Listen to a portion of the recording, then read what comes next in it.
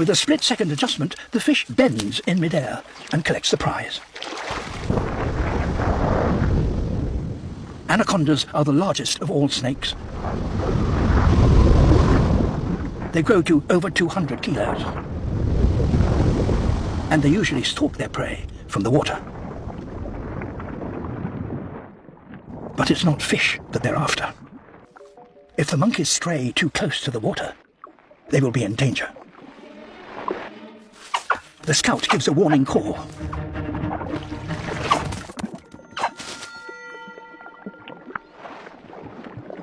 That might have to be the end of the monkey's meal for today. But now the Piliputanga know where the fruit is. And there's still plenty left on the tree. In the monkey's absence, they go for it themselves.